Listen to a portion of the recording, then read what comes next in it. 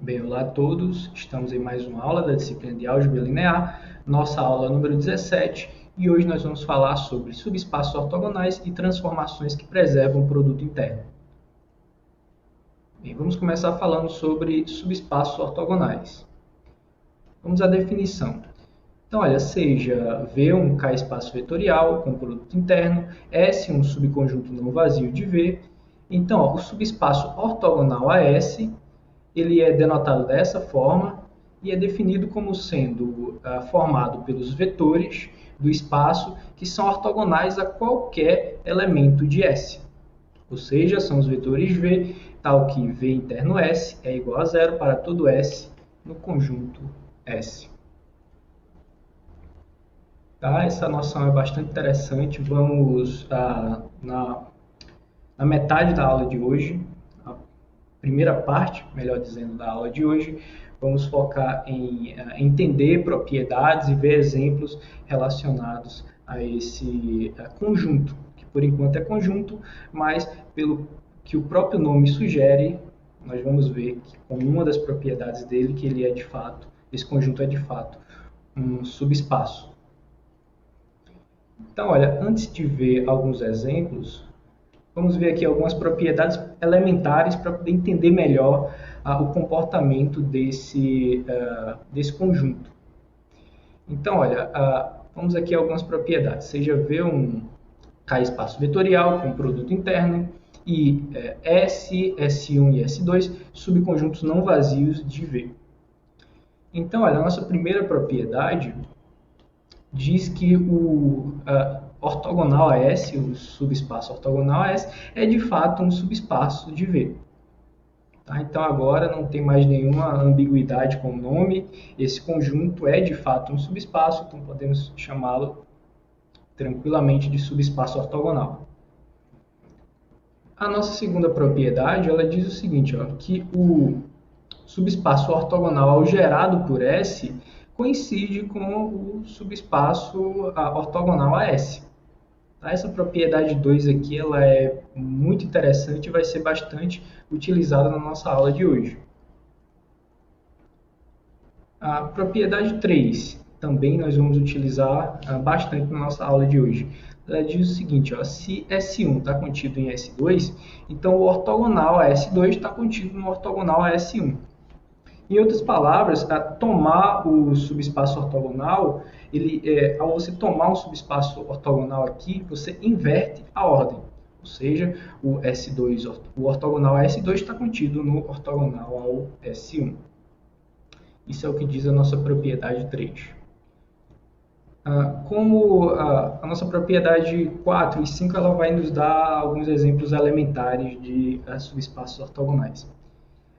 O primeiro deles, que é dado na nossa propriedade 4, diz o seguinte, ó, o subespaço ortogonal ao subespaço trivial nulo é o espaço inteiro, ou seja, é todo o V. E a nossa propriedade 5 ela diz o seguinte, ó, se o S ele contém uma base de V, então o ortogonal a S é o subespaço trivial nulo. Em particular, o próprio V contém uma base de V, então o ortogonal ao V é o subespaço trivial nulo. E agora, para fechar a nossa lista de propriedades iniciais, a nossa propriedade 6 ela diz o seguinte, ó, que o subespaço ortogonal a S pode ser descrito da seguinte forma. É o conjunto dos vetores V, tal que S interno V é igual a zero para todo S no conjunto S. E aí você pode se perguntar, professor, essa daqui não é a definição de subespaço ortogonal?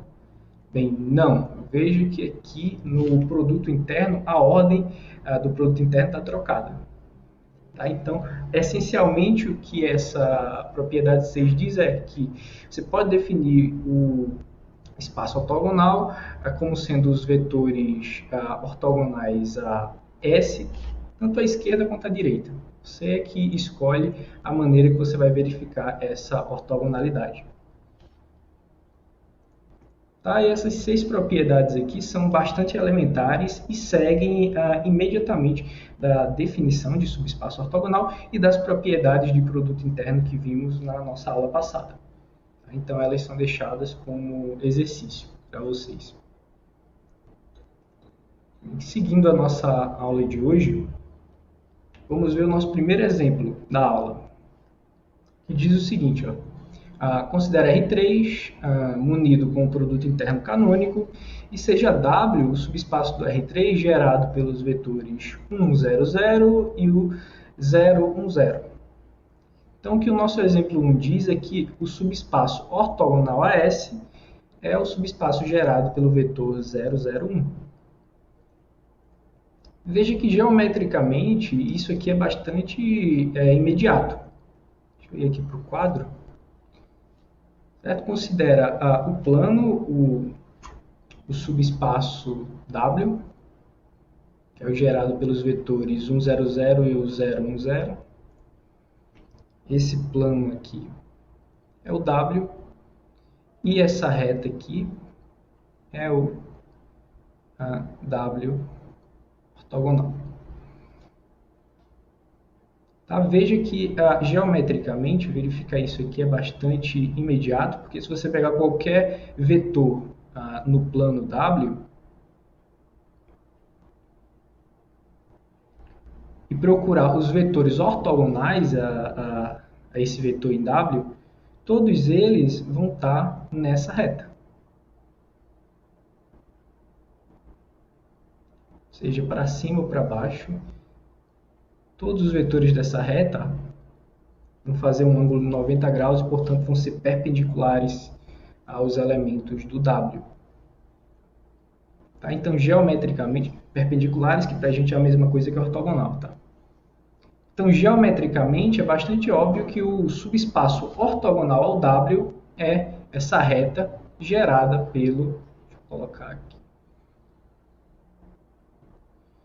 Gerada pelo vetor 0, 0, 1.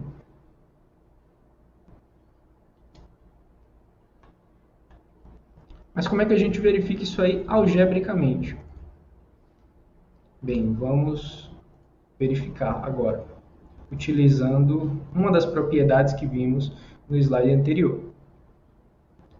Para isso, olha, vamos já começar utilizando a nossa propriedade 2, de subespaço ortogonal, que diz o seguinte, ó, o subespaço ortogonal o gerado por S é igual ao subespaço ortogonal ao S.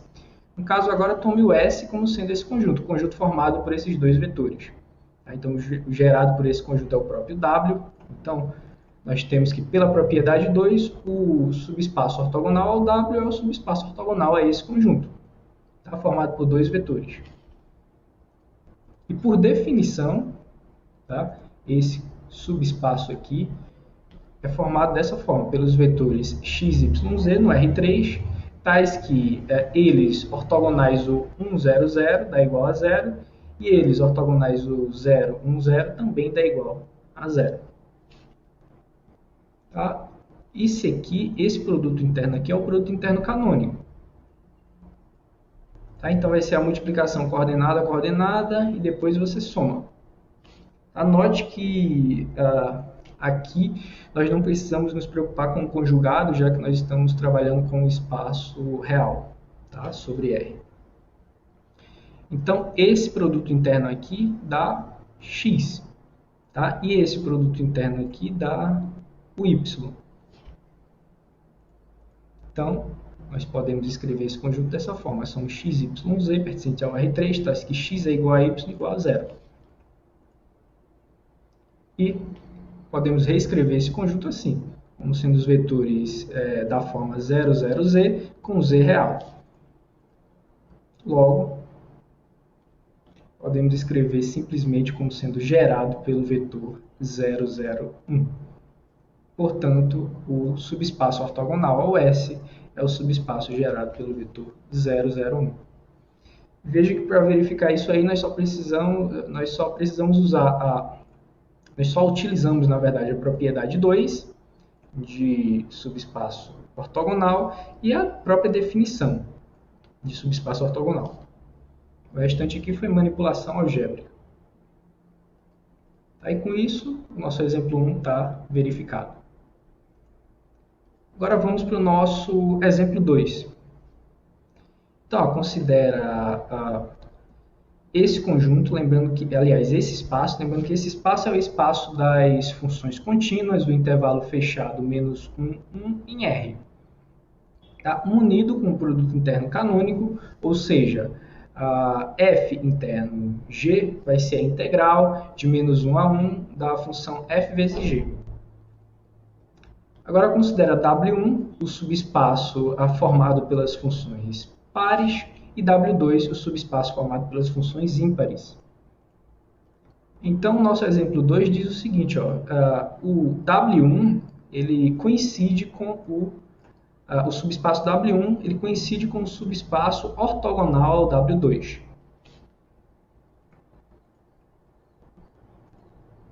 Aí como é que a gente verifica isso aí? Bem, nós vamos mostrar a inclusão, as duas inclusões. Vamos ver que uma inclusão é mais imediata, a outra é um pouco mais elaborada, mas também bastante elementar. Então, olha, seja f pertencente ao W1, nós queremos mostrar que esse f ele pertence ao ortogonal a W2. Então, ó, vou pegar um g em W2 e vou mostrar que f interno g é igual a zero. Então, primeira coisa, f está em W1, portanto f é uma função par.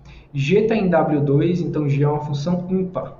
Logo, o produto de f com g é uma função ímpar. Tá? É um fato bastante conhecido e fácil de verificar que o produto de uma função par com uma função ímpar é uma função ímpar. Tá? Então, f vezes g está em W2. Daí, ó, o f interno g, por definição de produto interno canônico nesse espaço, vai ser essa integral. A integral de f vezes g ao longo do intervalo menos 1, 1. Então, olha o que você tem agora. Você tem uma integral de uma função ímpar em um intervalo simétrico com respeito à origem. Tá? Também é um fato bastante conhecido da análise que essa integral aqui é zero.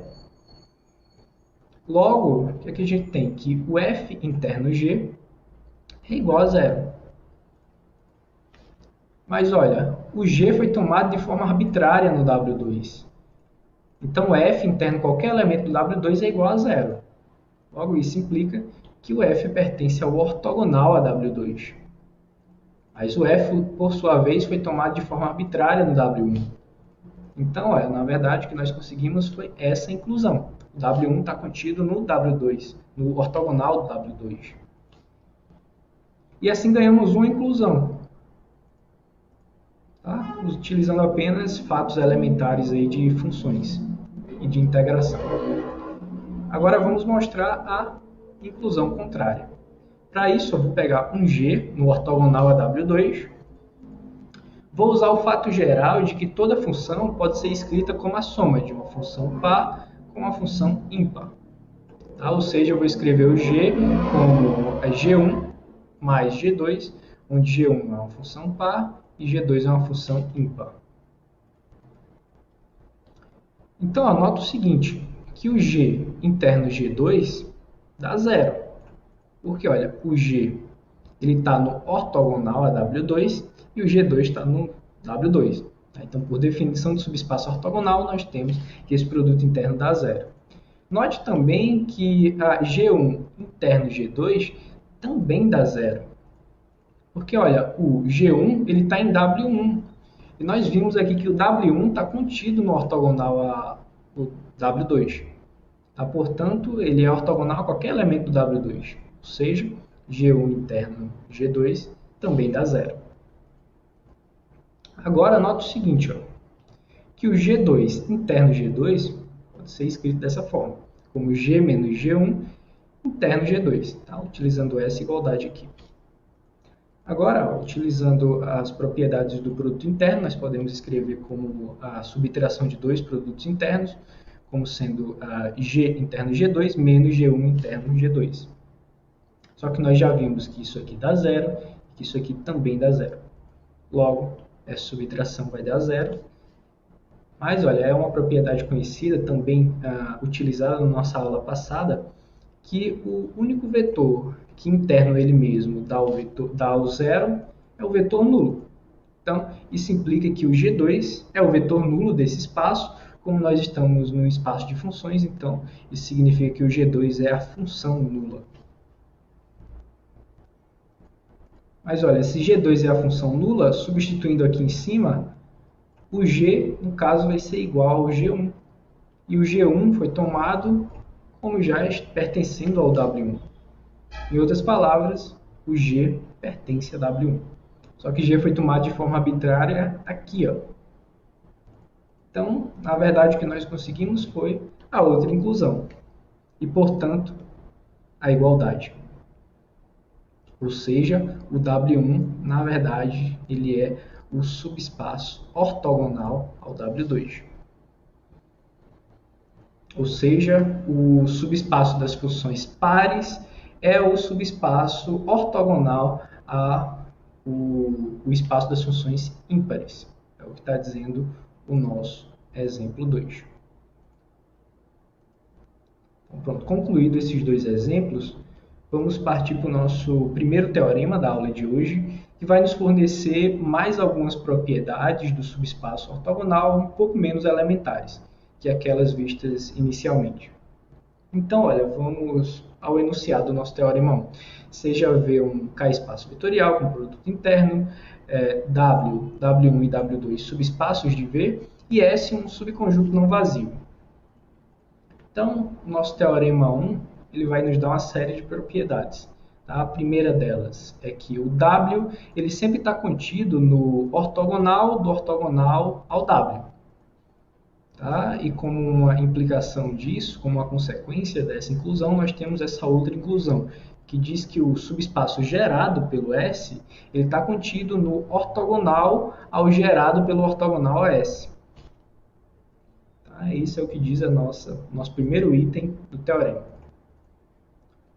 O nosso segundo item ele diz que o W interseção o ortogonal ao W sempre dá o subespaço trivial nulo. Em outras palavras, o W e o ortogonal a W, eles sempre são subespaços independentes. É o que está dizendo a nossa propriedade, ou melhor dizendo, o nosso item 2 do teorema. O nosso item 3 ele diz que o ortogonal a W1 mais W2 é igual ao ortogonal a W1 interseção o ortogonal a W2. Ou seja, o ortogonal da soma é igual à interseção dos ortogonais. É o que está dizendo a nossa propriedade 3. Melhor dizendo, nosso item 3 do teorema. O nosso item 4, ele diz o seguinte, que o ortogonal a W1 mais o ortogonal a W2 está contido no ortogonal à interseção do W1 com W2. E, por fim, nosso item 5 diz que se o W, melhor dizendo, se o espaço V foi escrito como a soma do W mais o seu ortogonal, certo? Ou seja, com W mais o ortogonal ao W, então essa inclusão aqui do item 1, ela na verdade vira uma igualdade. Ou seja, o ortogonal do ortogonal ao W coincide com o próprio W. Então, esses são os 5 itens do nosso teorema 1. Aqui vale destacar o seguinte, que no item 1 e no item 4, nós temos apenas inclusões. Tá? É fácil obter exemplos que ilustram que essa igualdade aqui nem sempre é verdade. Tá? Então, na verdade, nesses itens aqui nós só temos essas inclusões mesmo. Em geral, nós não conseguimos garantir a igualdade. Então, dito isto, vamos à demonstração do nosso primeiro teorema de hoje. Nosso item I. Eu vou usar aqui um slide auxiliar, tá? Para a gente não estar voltando muito. A gente vê cada item do teorema. Relembrar as hipóteses. Tá? Então, e relembrar o que temos que demonstrar. Então, nosso primeiro item, nós temos que mostrar essa inclusão aqui e essa. Então, para isso, para simplificar a notação, vamos chamar de o subespaço ortogonal ao W. Então, eu vou pegar um V, um elemento arbitrário em W, e quero mostrar que esse V ele está no ortogonal ao U, tá? Ou seja, no ortogonal ao W. Então, nós queremos mostrar que ele está no ortogonal ao U, ao subespaço U. Então, para isso, eu vou pegar um elemento U no subespaço U, arbitrário também, e vou mostrar que V interno U é igual a zero. Então, por definição, V vai estar no ortogonal ao U. Então, olha, nota primeiro o seguinte, que U interno V é igual a zero. Porque ó, o U está no ortogonal ao W. Então, ele interno qualquer elemento do W dá zero. Isso aqui é de imediato da definição. Logo, ó, se você inverter a ordem aqui, o V interno U, nós temos por propriedade de produto interno, vai ser o U interno V barra, ou seja, o conjugado. Só que isso aqui a gente já sabe que dá zero. O conjugado do zero também dá zero. Logo, olha, V interno U é igual a zero para qualquer U no subespaço U. Portanto, por definição de subespaço ortogonal, nós temos que o V pertence ao ortogonal ao U. Só que lembra quem é o U? O U é o ortogonal ao W. Então, portanto, o V pertence ao ortogonal do ortogonal ao W. Dessa maneira, nós concluímos aí a primeira inclusão. Certo? A primeira inclusão do item 1. A segunda inclusão é essa aqui, de subespaços gerados. Então, nós vamos ver que, na verdade, é uma consequência dessa primeira parte. Para isso, olha, eu vou tomar W como sendo gerado por S. Daí, nota o seguinte, ó, tomando essa igualdade aqui, nós temos, então, que o ortogonal ao W é o ortogonal gerado por S. Mas, pela propriedade 2 de subespaço ortogonal, lembra que eu disse que ia usar ela bastante hoje? Nós já usamos uma vez, essa já é a segunda vez que estamos usando ela. Por essa propriedade, nós temos essa igualdade aqui. Ó. O ortogonal gerado por S coincide com o ortogonal ao S. Então, na verdade, nós temos que o ortogonal ao W é igual ao ortogonal ao S. Então, guarda essa igualdade aqui. Então, ó, nós temos o seguinte, o gerado por S é igual ao W, só que nós já mostramos que o W sempre está contido no ortogonal do W. Agora, nós temos essa igualdade aqui, ó. Usando essa igualdade aqui em cima, nós temos essa igualdade aqui. Tá? Nós só estamos tomando o ortogonal nessa igualdade. E agora, nós estamos novamente utilizando a propriedade 2, que diz que quando você toma o ortogonal, tanto faz você pegar o conjunto gerado ou o próprio conjunto. Então, recapitulando, essa igualdade é por definição, essa inclusão foi o que a gente acabou de mostrar aqui em cima, essa igualdade é por essa igualdade aqui, e essa igualdade é novamente pela propriedade 2. Tá? Então, está mostrada aí a nossa segunda inclusão do item 1. Vamos agora ao item 2. Lembra, item 2 aqui, nós temos que mostrar que essa interseção é igual ao subespaço trivial nulo. Claramente, você já tem uma inclusão aqui. Sendo ambos subespaços, essa interseção contém esse conjunto. Então, o que nós vamos mostrar é que todo elemento dessa interseção, na verdade, é o vetor nulo. E assim a gente conclui o item 2. Então, ó, tome V, um vetor nessa interseção. Daí, ó, uma vez que o V está no ortogonal ao W, então ele é ortogonal a qualquer elemento do W.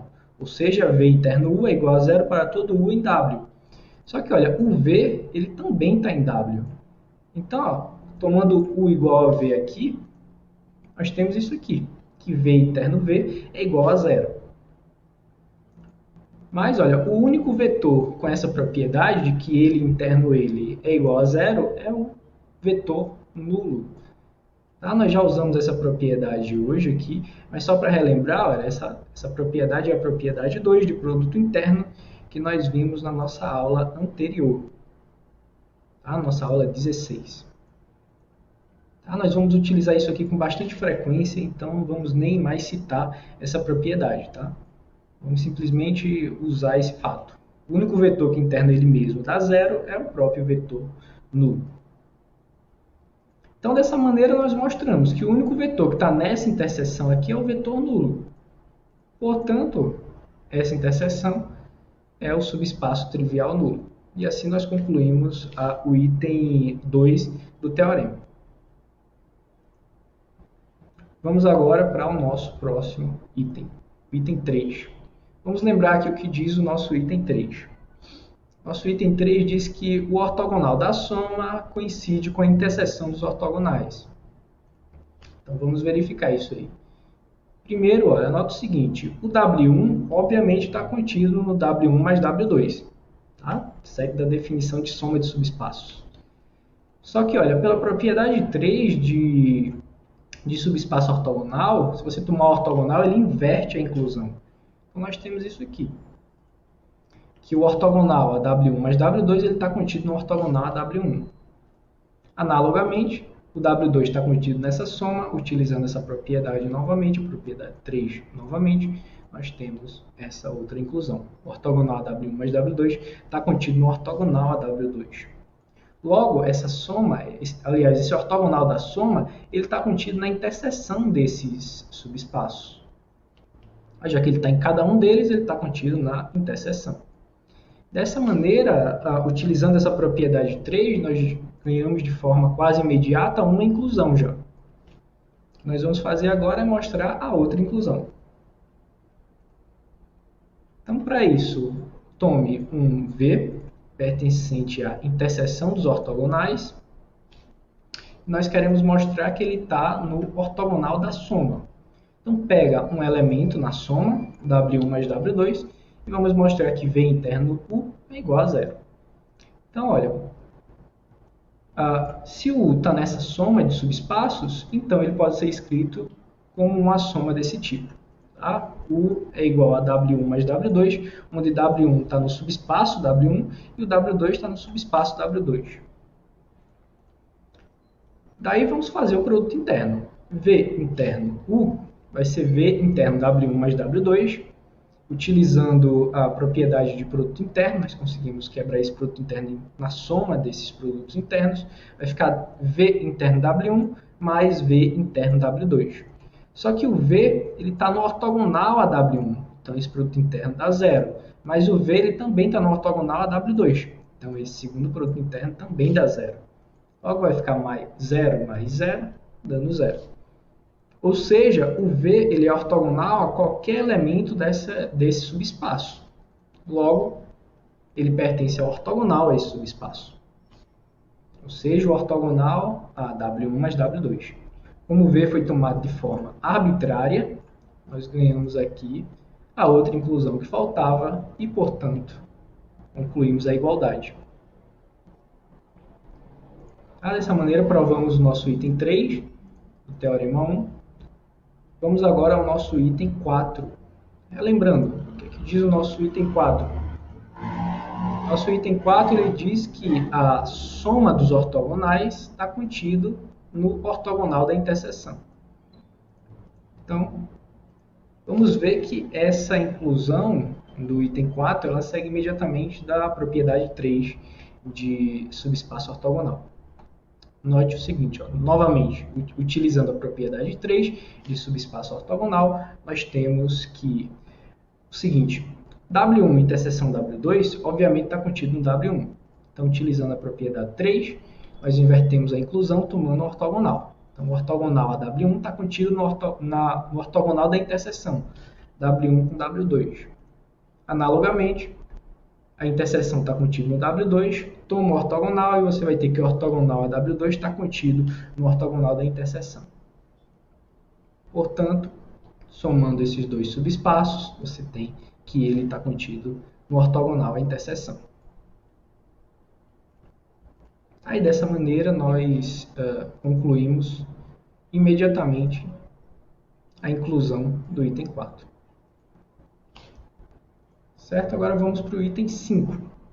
Lembrando aqui, o que é que diz o nosso item 5? O item 5 diz, olha, se você tiver a hipótese de que o V é a soma do W com o ortogonal ao W, então o ortogonal do ortogonal ao W coincide com o próprio W. Lembrando que nós já temos uma inclusão de maneira geral. Isso aqui. Então, na verdade, o que temos que mostrar aqui é a outra inclusão. Então, relembrando aqui, pelo item I, nós já temos essa inclusão, logo basta mostrar a outra. Então, novamente, como nós estamos com dois ortogonais aqui, para simplificar a anotação e até o entendimento também, é bom colocarmos uma anotação para o W ortogonal. Então, vou me chamar novamente de U, o ortogonal ao W. Tá, então, pega um vetor V no ortogonal ao U, ou seja, nós estamos pegando o elemento aqui no ortogonal ao W, e nós queremos mostrar que esse V ele pertence ao W. E assim nós vamos obter a outra inclusão e, consequentemente, a igualdade. Então, pegando um V no ortogonal ao subespaço U, lembra, U é um subespaço do V, então, aliás, o ortogonal ao U é um subespaço do V, então ele está contido no V. E o V, por hipótese, é essa soma, W mais o ortogonal ao W. Então, esse vetor aqui, o V, ele pode ser escrito dessa forma, como V1 mais V2, onde V1 está no W e o V2 está no ortogonal ao W, ou seja, está no U. Utilizando essa soma, temos o seguinte, que V interno V2 dá zero. Por quê? O V está no ortogonal ao U e o V2 está no U. Então, isso aqui segue da definição de subespaço ortogonal. Agora, coloca quem é o V. O V é o V1 mais V2. Utilizando propriedade de produto interno, nós temos V1 interno V2 mais V2 interno V2. Só que, olha, V1 interno V2. O V1 está no W, o V2 está no ortogonal ao W. Então, olha, esse produto interno aqui vai dar zero, restando apenas o V2 interno V2. E eu sei que vocês já perceberam, vamos usar de novo a propriedade. O único vetor que interna ele mesmo, dá zero, é o próprio vetor nulo. Portanto, V2 é igual ao vetor nulo. Portanto, o V tomado inicialmente, como sendo V1 mais V2, na verdade ele é só o V1. E o V1 está no W. Portanto, nós temos aqui que o V foi tomado inicialmente no ortogonal ao U, ele está no W. Dessa maneira, nós ganhamos a inclusão que faltava. O ortogonal ao U ele está contido no W, mas o ortogonal ao U é o ortogonal ao W. Então, dessa maneira, nós ganhamos a inclusão que faltava. Juntando essas duas inclusões, nós temos a igualdade. Com isso, nós concluímos o item 5 do nosso Teorema 1 e fechamos a demonstração dele. Vamos agora ver uma consequência desse nosso Teorema 1, em forma do corolário. Nosso corolário 1 ele diz o seguinte, seja V um K-espaço vetorial de dimensão finita com produto interno e W um subespaço de V. Tá? Então, nosso item 1 do corolário diz o seguinte, a dimensão do V é igual à dimensão do W mais a dimensão do ortogonal ao W. Nosso item 2 diz que o V é a soma direta do W com W ortogonal ao W. E o nosso item 3 diz que o ortogonal ao W coincide com o próprio W. Note que o item 3 é uma consequência imediata do item 2 pelo nosso Teorema 1. O item aqui que nós vamos gastar mais tempo demonstrando é o primeiro item. Os outros dois vão ser consequências praticamente imediatas do item 1 e do teorema anterior. Então vamos à demonstração. Vamos começar naturalmente provando o primeiro item. Para isso eu vou descartar os casos triviais. Ou seja, quando o W for subespaço nulo, ou W for todo o espaço, nós ganhamos de forma imediata essa igualdade de dimensões. Certo? Basta você utilizar as propriedades de subespaço ortogonal. O ortogonal a esse subespaço é todo o espaço e o ortogonal a todo o espaço é o subespaço trivial nulo. Usando essas propriedades, você ganha de imediato essa igualdade aqui de dimensões. Assim, podemos assumir que a dimensão do W é igual a K, onde K é maior estrito que zero e menor que N, onde N é a dimensão de todo o espaço. Então, olha, vamos começar com o seguinte. Toma gama, formado pelos vetores W1 e WK, uma base ortogonal de W. Tá? Nós sabemos que essa base ela sempre existe pelo nosso teorema 3 da aula passada. Tá? Usando o processo de ortogonalização de Gram-Schmidt, nós conseguimos sempre construir uma base ortogonal de um subespaço de dimensão finita. Então, seja gama essa base ortogonal, sendo uma base do W, em particular, ele é um conjunto Li no V, no espaço todo. Logo, nós podemos tomar uma base beta que contém o gama. Essa base beta eu vou tomar dessa forma, como sendo formado pelo W1 até o WK, depois pelo VK mais 1 até o VN. Então, nós tomamos essa base do V contendo a gama.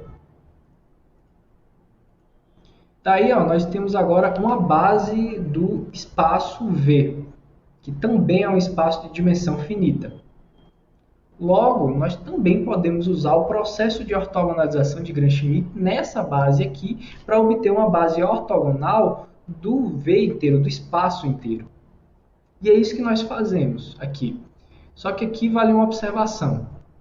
Tá? O processo de ortogonalização, quando você já tem quando você já tem vetores ortogonais, ele não muda esses vetores.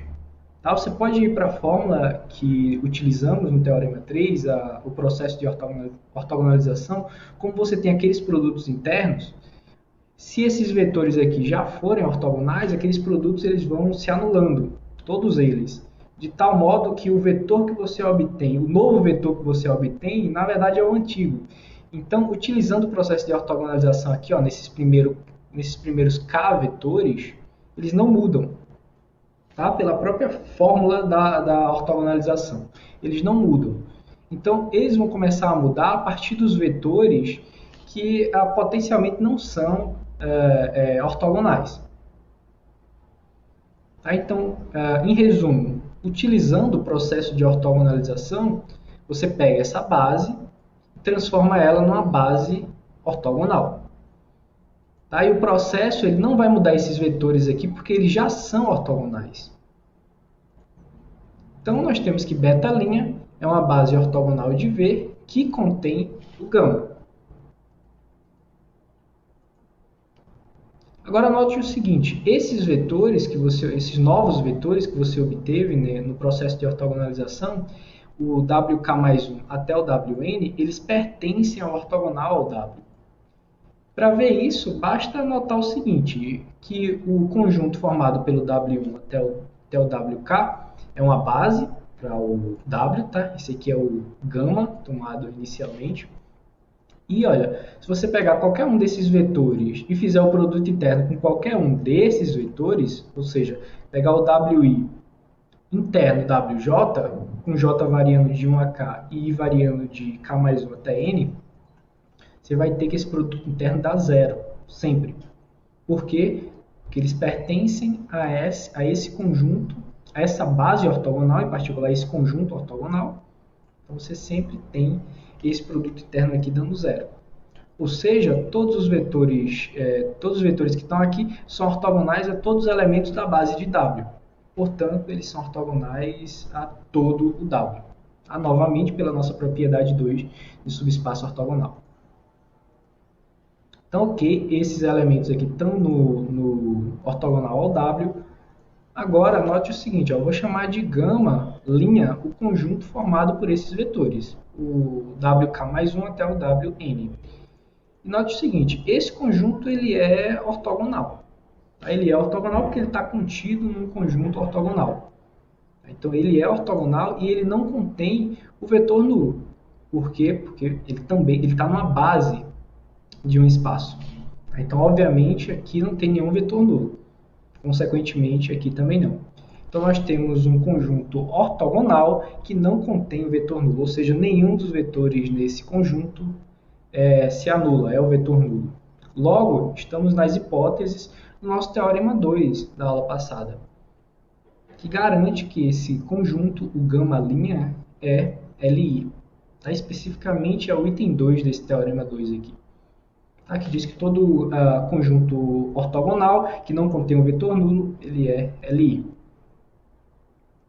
Tá? Então você tem um conjunto Li no W ortogonal.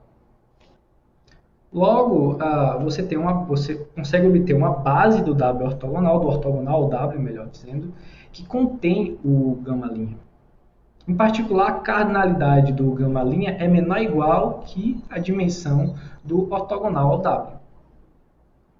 Tá? Então, vamos usar esse fato para concluir esse item 1. Então, anota o seguinte, a dimensão de V menos a dimensão de W vai ser o quê? Vai ser o N menos K. N menos o K. Só que o N menos K é exatamente a cardinalidade do gama'. E nós vimos que a cardinalidade do gama' é menor ou igual que a dimensão do ortogonal ao W. Por quê? Porque sendo o gama' Li, nós conseguimos uma base do ortogonal ao W que contém o gama'. E por isso nós temos essa desigualdade.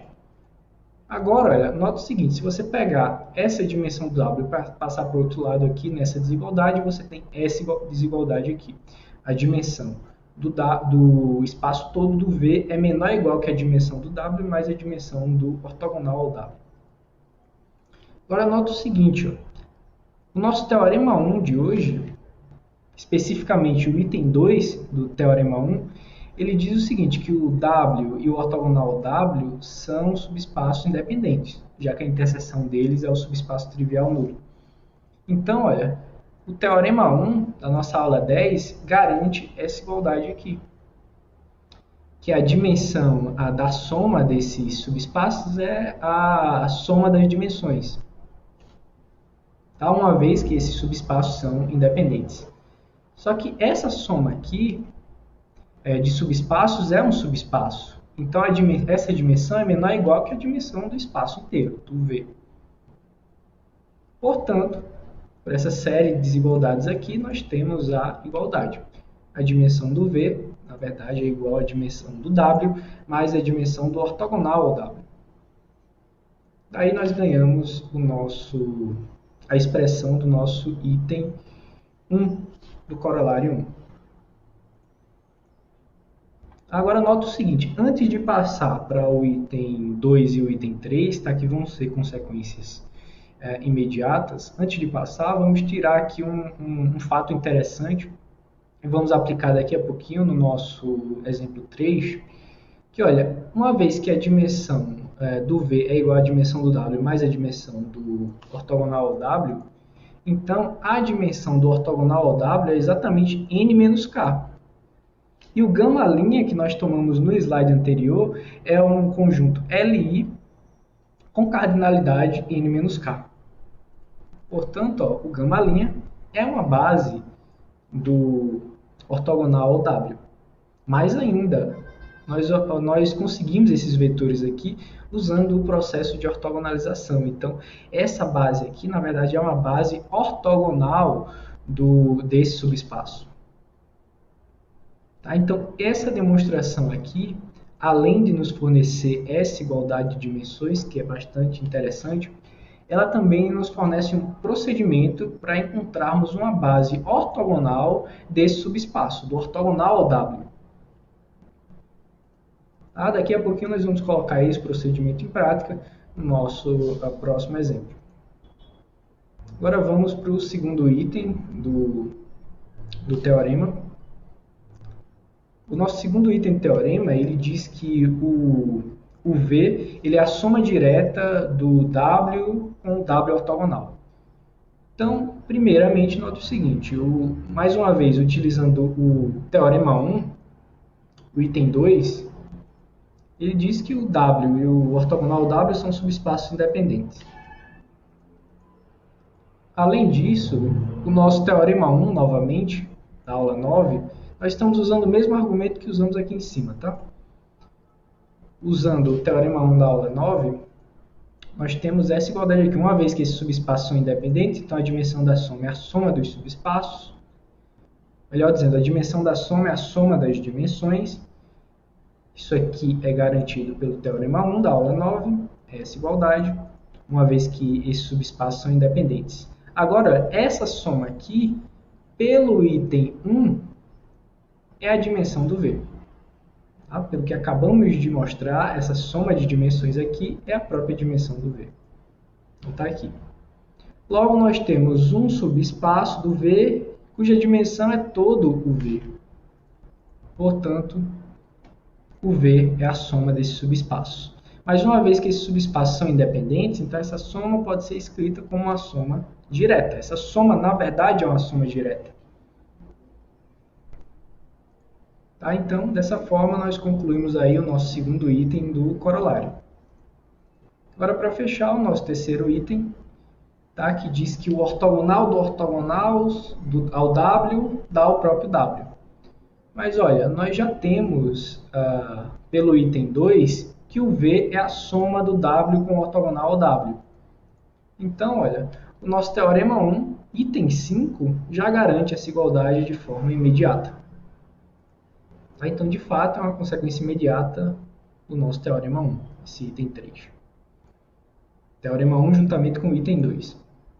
Então, dessa forma, nós concluímos o nosso item 3 do corolário e a sua demonstração completo. Então, agora, para fechar essa sessão sobre subespaços ortogonais, vamos ver o nosso exemplo 3. Basicamente, vai ser uma aplicação da demonstração do corolário 1. Tá? Daquele procedimento para encontrar uma base do ortogonal ao W. Então, vamos ao exemplo 3. Vamos ver o que ele diz. Você já vê o R4 munido do produto interno canônico e W, o subespaço gerado por V1, V2 e V3, onde o V1 é esse vetor, 1, 0, 0, menos 1, o V2 é esse vetor, 0, 1, 0, 2, e o V3 é esse vetor, 0, 0, 1, menos 1.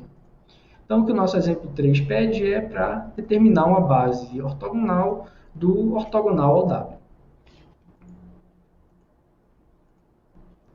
Então, ó, esse procedimento, o que nós vamos fazer aqui é usar exatamente o procedimento que nós vimos na demonstração do corolário 1.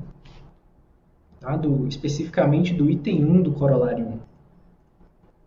Então, o que a gente fazia lá? Primeiramente, nós tomávamos uma base ortogonal do W. Nós partíamos disso aí. Então, para isso, para tomar a base de uma base ortogonal de um subespaço, basta você ter uma base do subespaço e aplicar o processo de ortogonalização. Mas nós já fizemos isso. Esse exemplo aqui é o mesmo do exemplo 7 da nossa aula passada. Nosso último exemplo da aula passada, nós encontramos uma base ortogonal e ortonormal para esse subespaço. O subespaço gerado por esses vetores. Então, obviamente, vamos utilizar as contas já feitas lá. Tá? Então, no nosso exemplo 7 da aula passada, temos que gama, o conjunto formado pelos vetores W1, W2 e W3, é uma base ortogonal de W, onde o W1 é esse vetor, 1, 0, 0, menos 1, o W2 é o 1, 1, 0, 1, e o W3 é o menos 1 sobre 6, 1 sobre 3, 1, menos 1 sobre 6.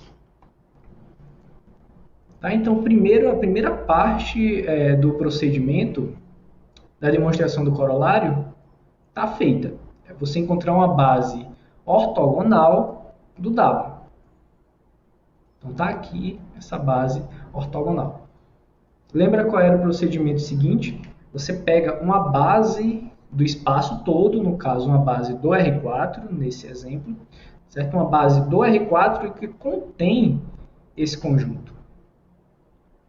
Como esses três vetores aqui já são uma base, então eles já são LI, então o que você precisa é de mais um vetor que, juntando com esses três, seja LI. Como você está no R4, esse conjunto, obviamente, vai ser uma base para o R4. Para isso, você tem a liberdade de escolher qualquer vetor, de modo que os 4 vetores sejam LI. Tá? Aqui eu vou escolher o mais simples possível do meu ponto de vista. Vou tomar aqui o V4 como sendo 1, 0, 0, 0, tá? Um dos vetores da base canônica. Note que esses 4 vetores de fato são LI. Para verificar isso, basta você calcular o determinante. Tá? Então, esses 4 vetores são LI, portanto, são uma base para o R4. E não é uma base qualquer, é uma base que contém o gama. Então, ok. Estamos seguindo exatamente o procedimento da demonstração do nosso corolário 1. A partir do momento que nós tínhamos uma base para o V, o que é que nós fizemos? Nós utilizamos o processo de ortogonalização nessa base para obter uma base ortogonal do espaço inteiro.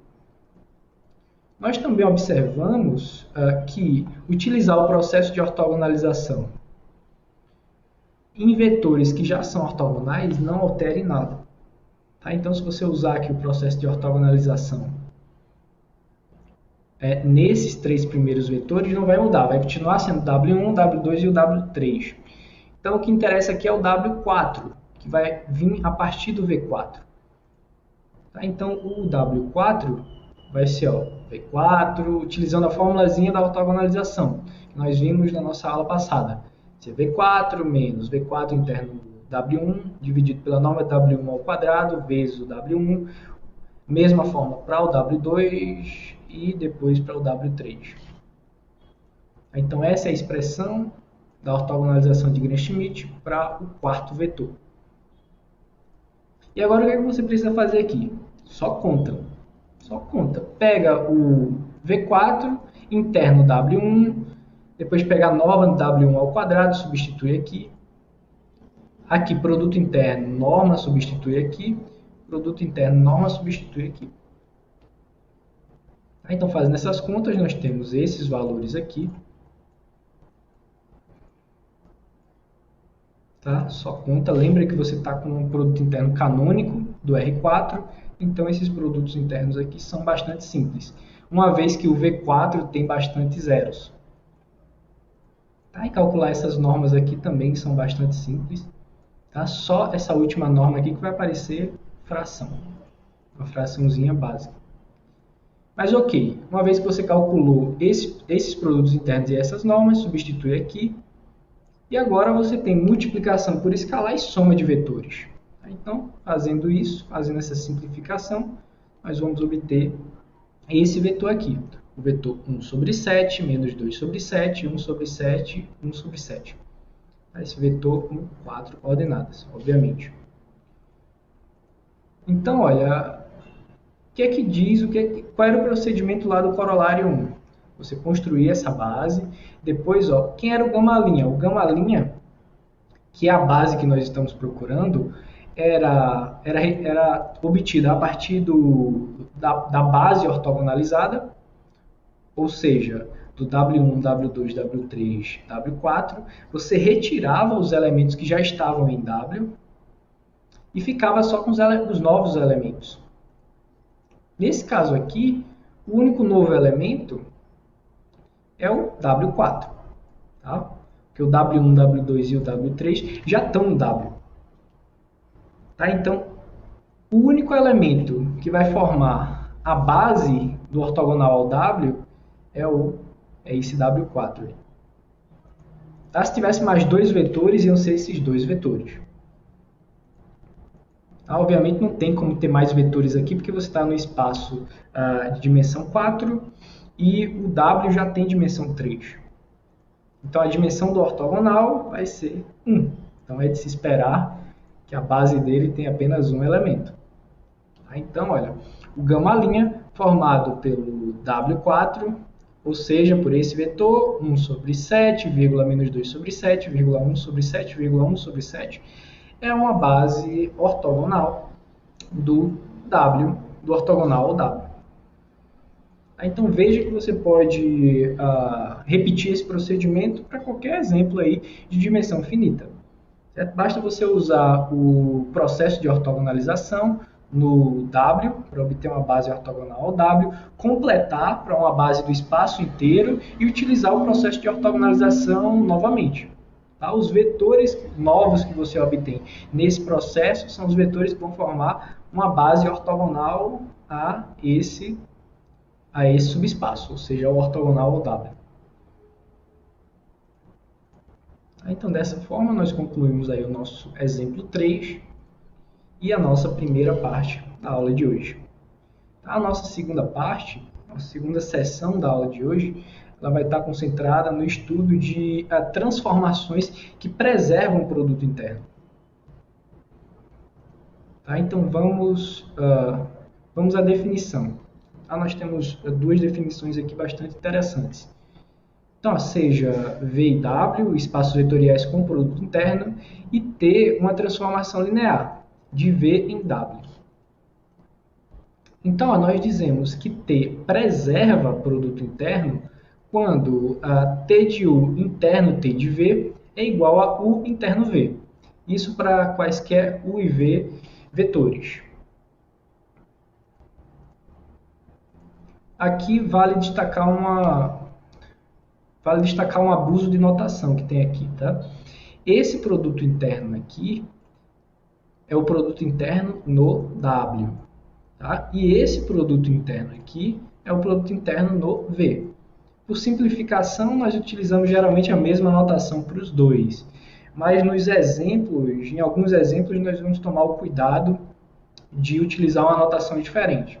Tá? Pelo menos colocar um subíndice aqui, 1 e 2, para diferenciar. Tá? Mas, em geral, para as definições e para fatos gerais, nós não distinguimos, nós não utilizamos notações diferentes aqui para esses dois produtos internos. Tá? Mas isso aqui é para vocês estarem cientes. Tá? Produto interno em V, produto interno em W. Não necessariamente são iguais e, na maioria dos casos, são realmente diferentes. Mas quando vale essa igualdade aqui, para todos U e V, nós dizemos que o T preserva o produto interno. Tá? A segunda definição, ela diz o seguinte, ó, T ele é um isomorfismo de espaços com produto interno quando T é um isomorfismo no sentido usual, isomorfismos de espaços vetoriais, e além disso, ele preserva o produto interno, ou seja, ele é um isomorfismo com essa propriedade aqui.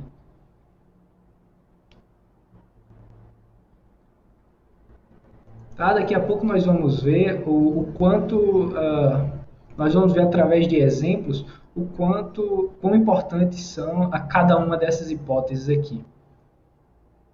Tá? Que é um isomorfismo que preserva. Se você tirar qualquer uma delas, você perde essa noção de isomorfismo de espaço com o produto interno. Tá? Antes de começarmos com alguns exemplos, deixa eu deixar registrado aqui uma observação que diz o seguinte, ó, se T é um isomorfismo de espaço com produto interno, então a sua inversa, o T-1, também é um isomorfismo de espaços com produto interno.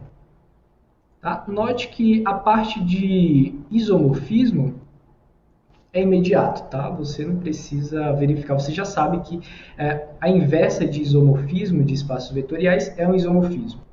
Tá? Isso aí você já sabe desde a nossa aula sobre isomorfismo de transformações lineares. A única parte que você tem que verificar aqui é que a inversa, uma vez se T preserva, a inversa dela também tem que preservar o produto interno. Então, essa é a parte realmente interessante de verificar. Tá? E essa parte não tem nenhuma dificuldade em verificar isso aí, por isso ela é deixada como exercício para vocês.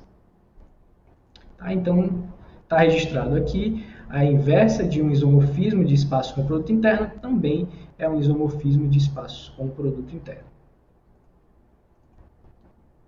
Então, vamos aqui ao nosso quarto exemplo de hoje, para ilustrar essa noção de isomorfismo e de transformações que preservam o produto interno. Então, seja V um K-espaço vetorial de dimensão finita com produto interno e seja beta uma base ortonormal desse espaço. Tá? Nós sabemos que uma base desse tipo sempre existe, tá? pelo corolário do Teorema 3, eu acho que é o nosso corolário 4 da aula passada. Tá? No contexto de dimensão finita, você sempre consegue obter uma base desse tipo. Então agora considera o subespaço, o espaço, na verdade, Kn, unido com o produto interno canônico. Então o que o nosso exemplo 4 diz é que essa aplicação aqui, que vai de V em Kn, que pega os vetores escritos dessa forma, somatória de x e vi, com i de 1 a n, leva nesse vetor x1, x2 até o xn, ele é um isomorfismo de espaços com produto interno. Ou seja, ele é um isomorfismo de espaços vetoriais e, além disso, preserva o produto interno. Então, vamos verificar isso aí. Primeiramente, vamos descartar as partes elementares aqui. Certo? Primeiro, é fácil você verificar que essa aplicação é, de fato, uma transformação linear e injetora. Na verdade, esse fato aqui nós usamos em um dos corolários da nossa aula passada. Se eu não me engano, foi o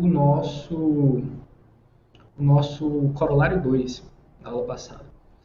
Tá? Nós mencionamos esse fato aqui e, de fato, é bastante elementar. Tá? Verificar que essa aplicação é linear e que ela é injetora imediato. Tá? Se isso aqui for igual a zero, então o vetor que você tomou inicialmente tem todas as coordenadas nulas. Então, ele tem que ser o vetor nulo.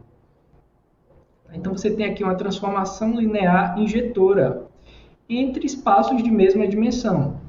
Tá? Se esse aqui é a base do V, então a dimensão do V é n. E a dimensão do Kn também é n.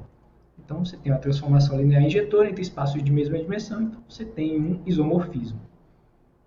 Tá? Então, essa é a parte fácil. Você tem um isomorfismo. Agora, para ser um isomorfismo de espaços com produto interno, você tem que verificar que esse isomorfismo preserva o produto interno.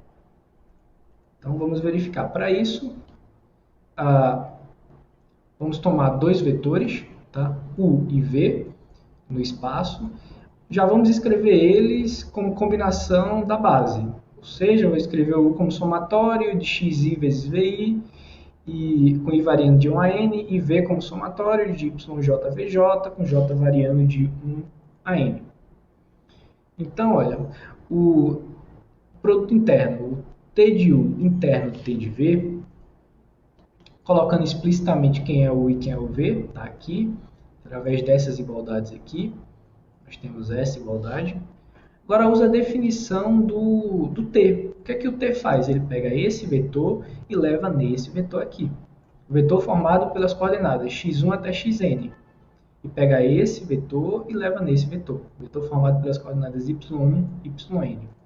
Agora lembra, esse produto interno aqui é o produto interno do Kn. No Kn nós estamos considerando como munido do produto interno canônico. Então isso aqui é o produto interno canônico. Então, por definição, nós temos isso aqui. Vai ser o somatório de xi vezes yi barra com i variando de 1 a n. Agora note o seguinte, lembra, nós queremos mostrar que esse produto interno é igual a esse produto interno. Então nós vamos mostrar, na verdade, que ambos são iguais à mesma expressão, essa aqui. Então vamos lá.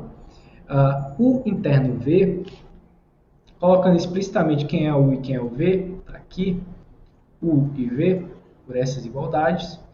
E agora, usando propriedade de produto interno, você pode tirar essa soma e esse escalar, você pode tirar essa soma e esse escalar com a barra, aqui. Agora, note o seguinte, por hipótese, os VI formam uma base ortonormal. Tá? Então, isso quer dizer que esse produto interno aqui, ele dá 0 quando I for diferente de J e dá 1 quando I for igual a J. Então, ó, pega o J variando aqui, nesse somatório. J variando de 1 a n vai dar igual a 0, esse produto interno, ou seja, essas parcelas vão dar igual a 0, sempre que o J for diferente de I. Então, vai sobrar só uma parcela nesse somatório quando J for igual a I. E esse produto interno aqui vai dar exatamente 1, porque nós estamos numa base ortonormal.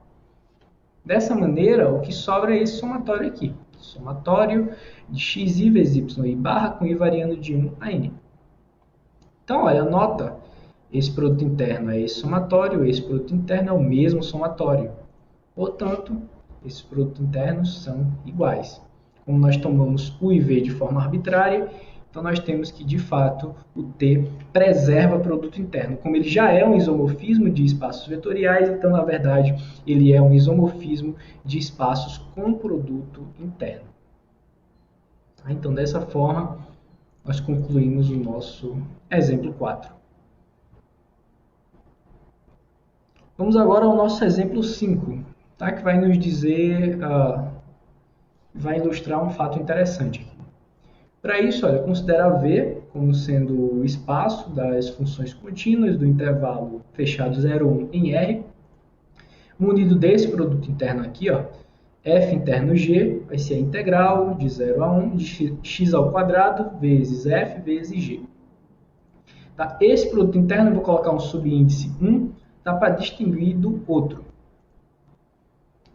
Então, eu vou chamar de W agora o mesmo espaço, tá? Das funções contínuas do intervalo fechado 0,1 em R, só que agora munido com o produto interno canônico, tá? Que eu vou chamar de interno 2, subíndice 2.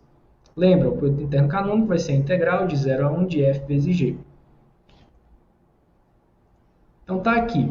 Note que nesse contexto de espaços com produto interno, o V e o W eles não são o mesmo espaço. Tá? Embora como espaços vetoriais eles sejam os mesmos, tá? Mas como espaços com produto interno eles não são, porque eles estão munidos com produtos internos distintos. Tá? Então por isso eu estou chamando um de V e o outro de W. Então, o nosso exemplo 5 ele diz o seguinte, ó, a aplicação abaixo ela é uma transformação linear que preserva o produto interno, mas não é um isomorfismo. Consequentemente, não é um isomorfismo de espaços com produto interno. Aqui a aplicação é essa, é a aplicação que vai de V em W, que pega f e leva em x vezes f. Tá? Então, o que nós temos que verificar aqui é que essa transformação, ela de fato preserva o produto interno e mostrar que ela não é um isomorfismo.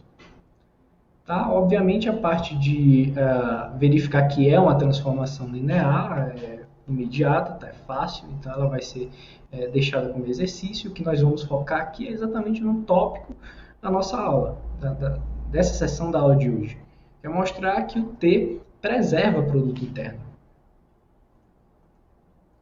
Para isso, vamos seguir a definição. Tá? Vamos pegar dois elementos arbitrários no domínio, ou seja, no V. Vamos mostrar que sejam f e g, né, no espaço V. Vamos mostrar que T de f interno T de g é igual a f interno g. Tá? Para os respectivos produtos internos envolvidos. Então vamos lá. Tá? T de f interno T de g. Tá? Nós estamos, esse produto interno aqui é no W, tá? É o produto interno canônico. Então, olha, usando a definição, T de f é o x vezes f, T de g é o x vezes g.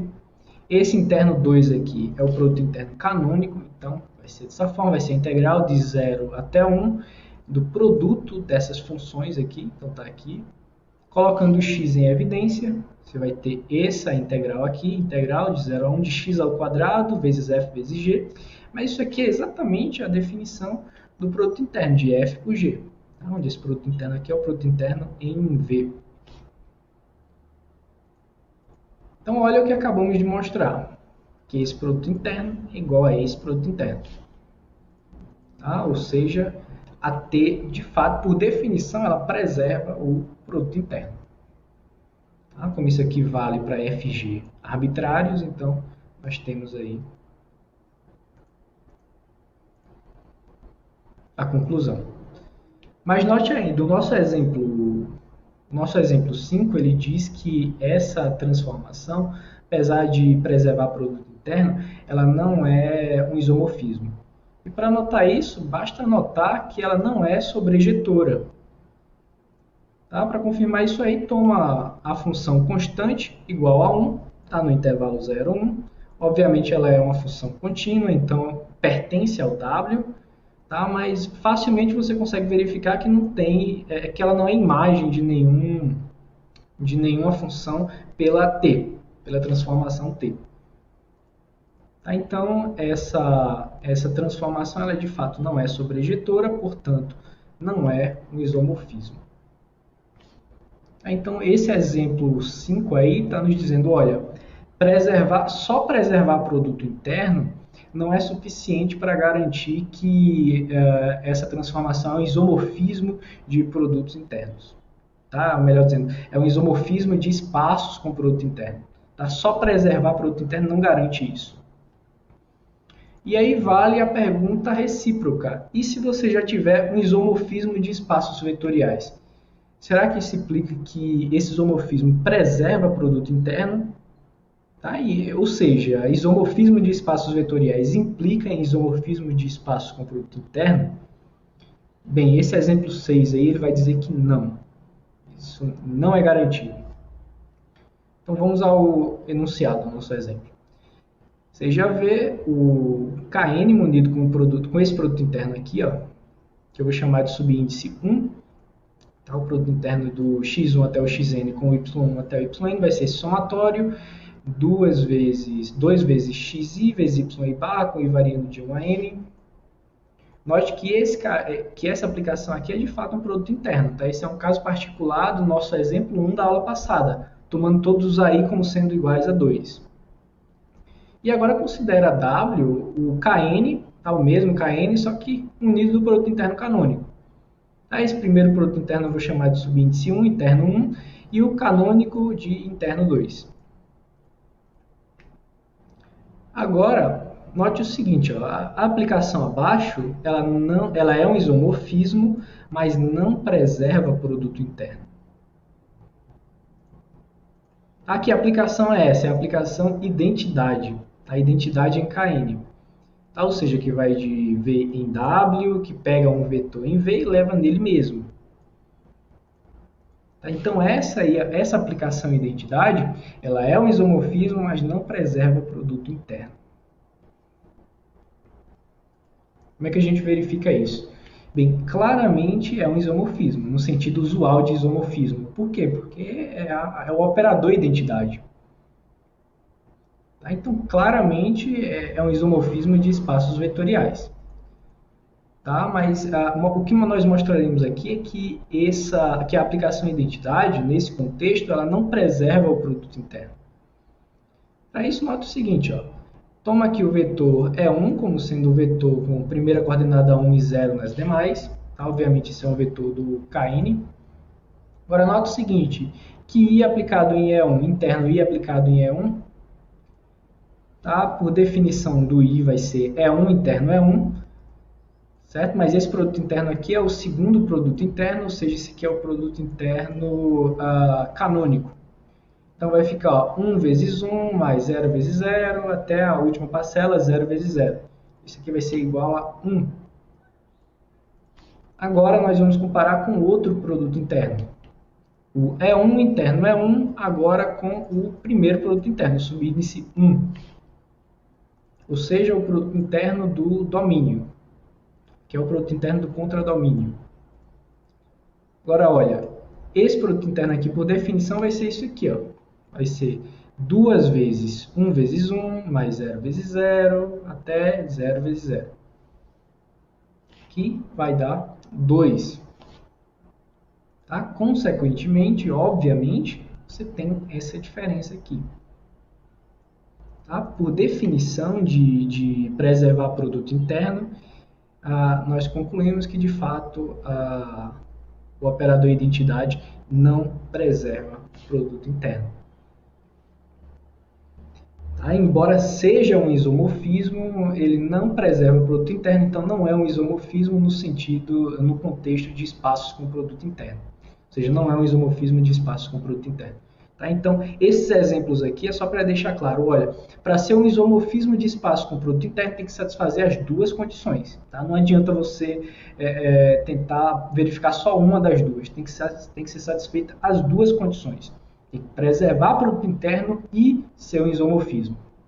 Tá? Juntando essas duas condições, nós temos aí um isomorfismo de espaços com produto interno.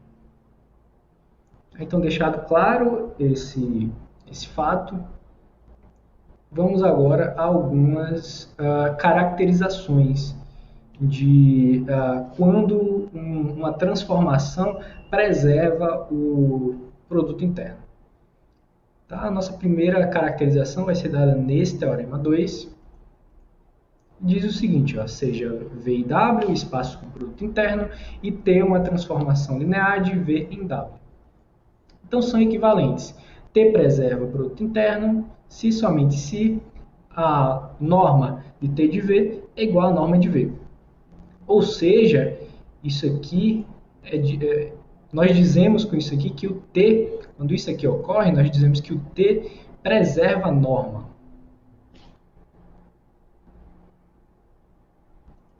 Tá? Então, em outras palavras, o T ele preserva o produto interno se e somente se T preserva a norma.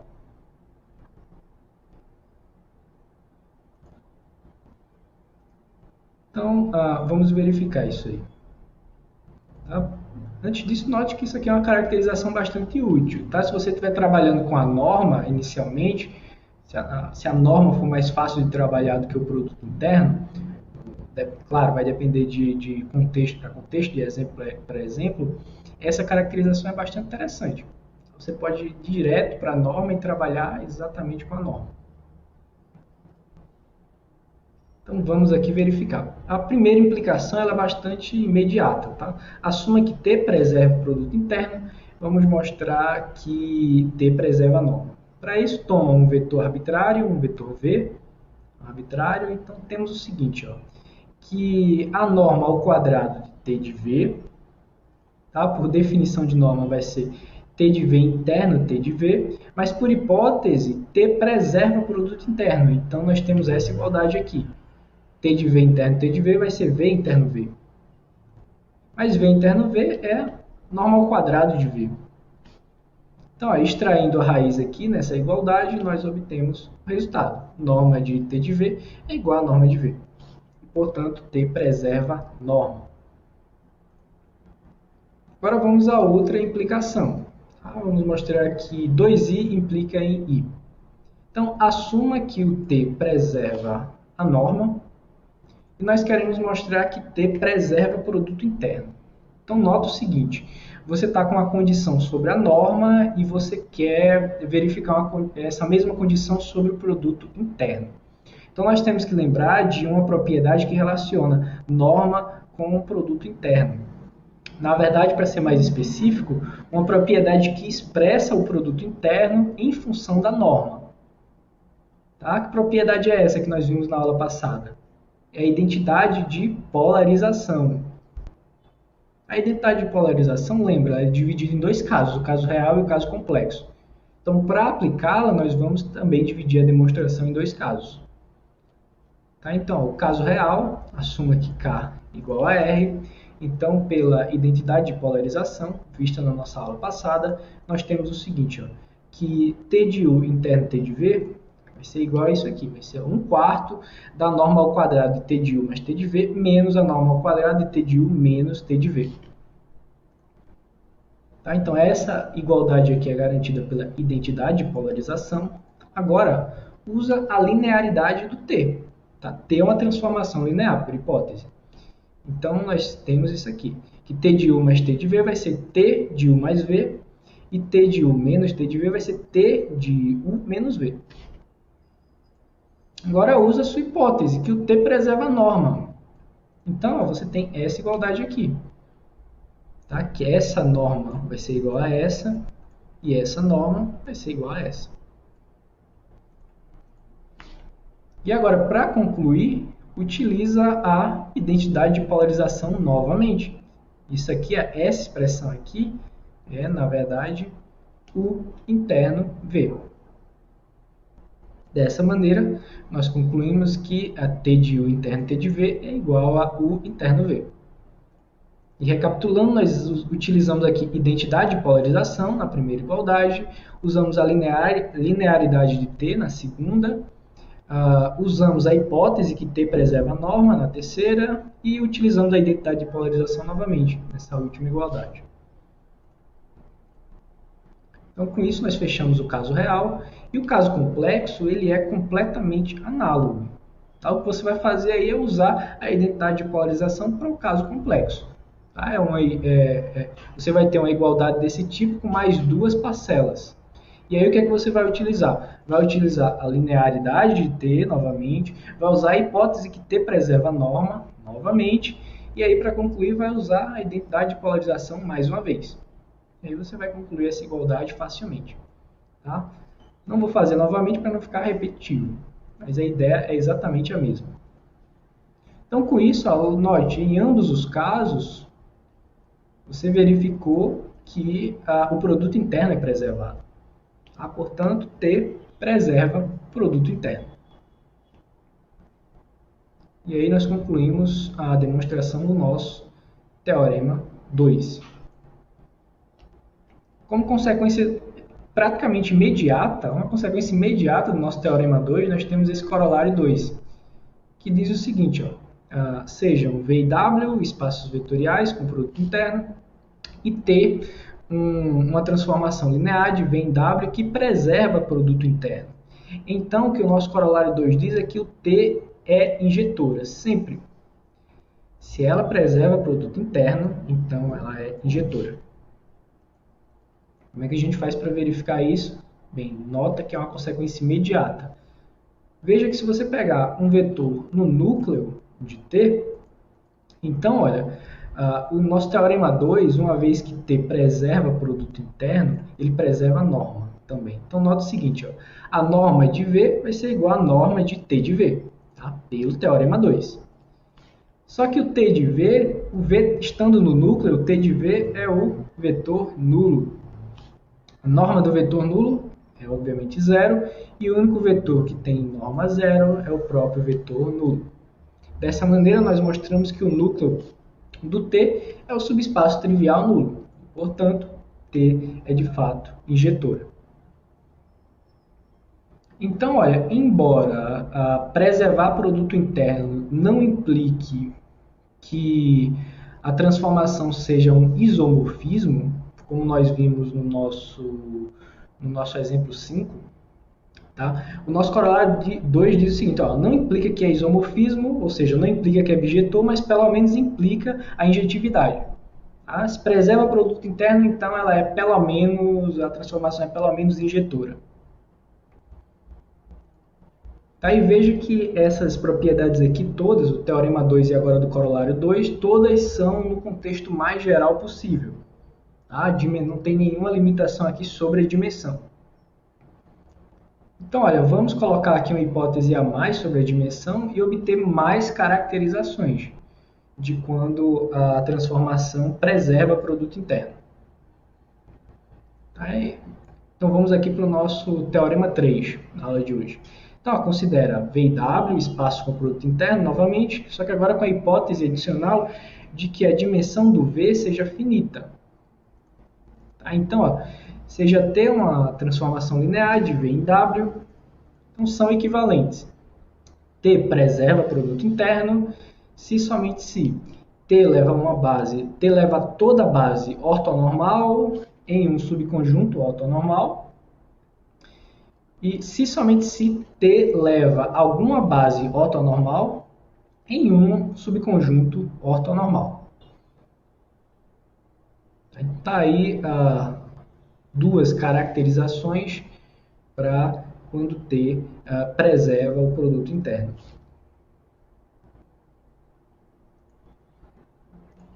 Então veja que a única hipótese que nós temos aqui a mais é que o domínio da T tem que ter dimensão finita. Note que não foi colocado nenhuma restrição aqui sobre o contradomínio. Então, tá aí algumas caracterizações. Então, vamos verificar isso aí. Então, o caminho que nós vamos seguir é o caminho natural. Tá? 1 implica em 2, 2 implica em 3, 3 implica em 1. Então, assuma que T preserva o produto interno.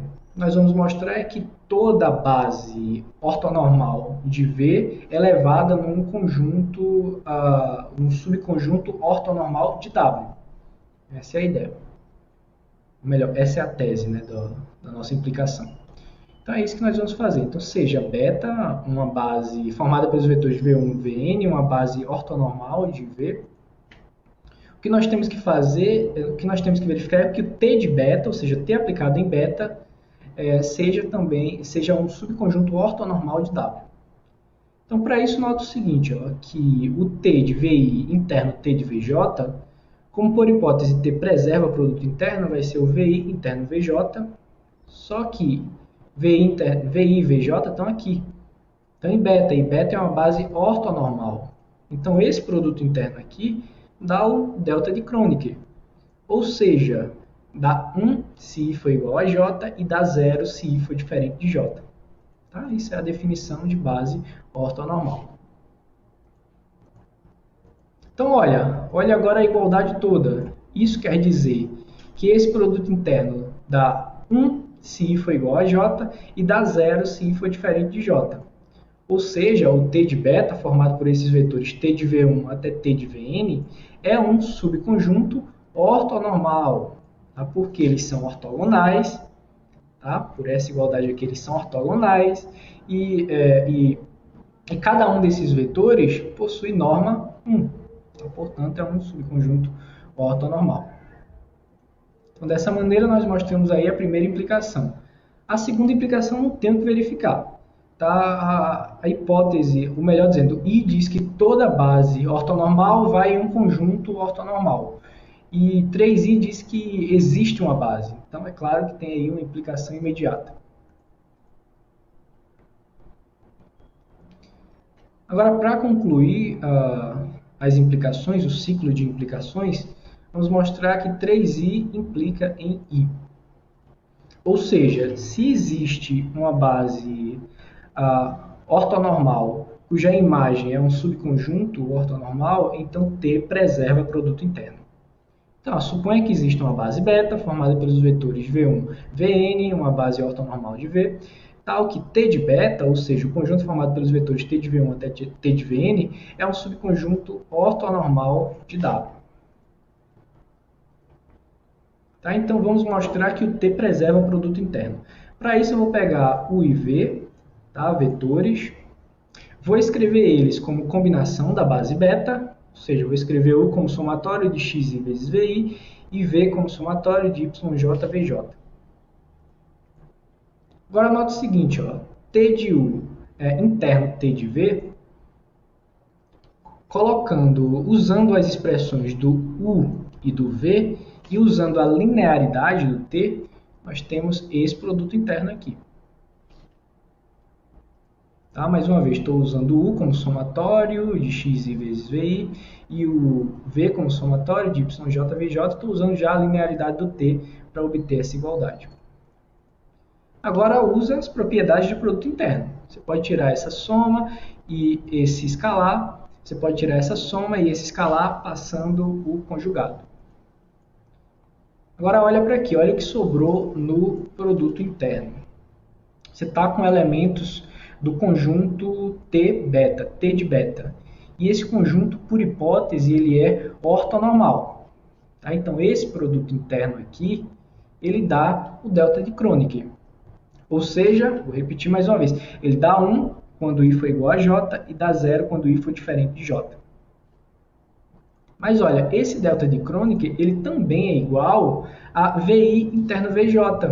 Porque o beta é uma base ortonormal, ou seja, é ortonormal também. Então, ó, VI interno VJ dá 1 se I for igual a J e dá 0 se I for diferente de J. Então, olha, essa igualdade aqui é pela ortonormalidade do T de beta e essa igualdade aqui, daqui para cá, é pela ortonormalidade do beta. Agora, basta voltar, usar as propriedades de produto interno novamente para passar os escalares para dentro e o somatório. Nós vamos ter essa expressão, só que isso aqui é o U e isso aqui é o vetor V. Então, nós temos U interno V. Em outras palavras, nós temos que T de U interno T de V é igual a U interno V. Ou seja, o T, de fato, preserva o produto interno. E aí nós concluímos a afirmação 3i implica em i, e com isso fechamos aí as implicações do nosso teorema 3. Agora, para fechar a aula de hoje, vamos enunciar uma consequência do nosso teorema 3. Ele diz o seguinte, ó, se você acrescentar uma hipótese a mais, nós ganhamos mais coisas, ganhamos uma conclusão mais forte.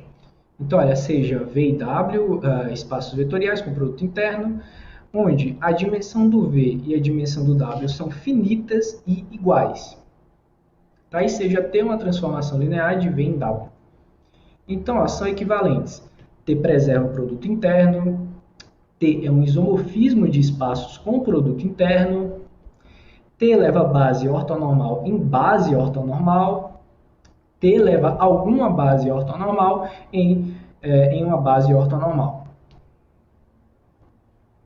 Então vejam aqui nós acrescentamos a hipótese de ambas serem finitas, tá? Tanto o domínio quanto o contradomínio têm dimensões finitas e iguais.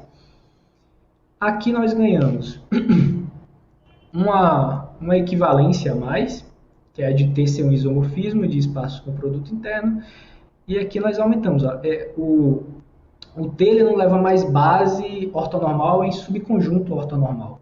Ele leva base ortonormal em base ortonormal. Aí vejam que esse corolário é de fato uma consequência do que nós fizemos aqui durante a aula. Especificamente a consequência de dois resultados da aula de hoje e um resultado da aula anterior.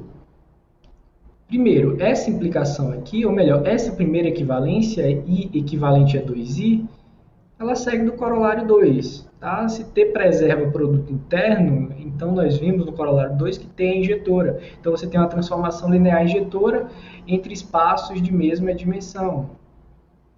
Você tem aí um isomorfismo. Consequentemente, você ganha de graça essa equivalência aqui. Agora, para as demais equivalências, basta usar o nosso teorema 3.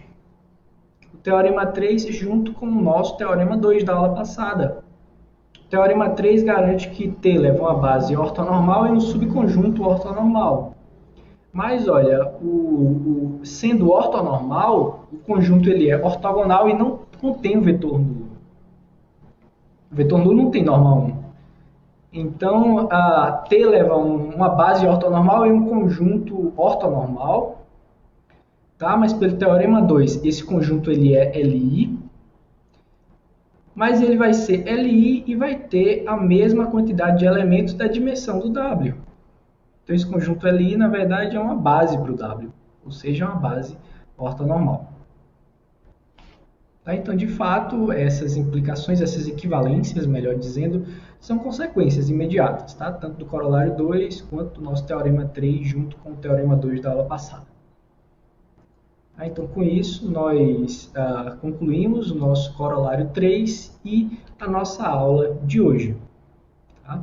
Na próxima aula, nós vamos continuar falando sobre espaços com produto interno, especificamente sobre operadores especiais entre esses espaços com produto interno. São os operadores autoadjuntos, melhor dizendo, os operadores adjuntos, autoadjuntos, normais e unitários. Então, isso nós veremos na nossa próxima aula. É isso, pessoal. Valeu e até a próxima.